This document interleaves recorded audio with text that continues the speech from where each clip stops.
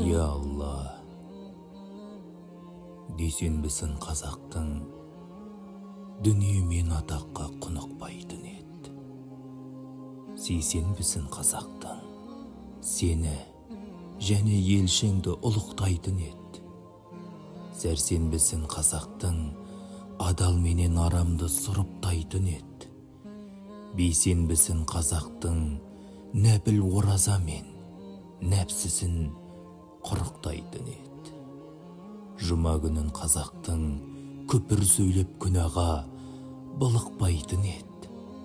Сенбі күнін қазақтың селтеңдеп босқа жүруді құлыптайтын ет.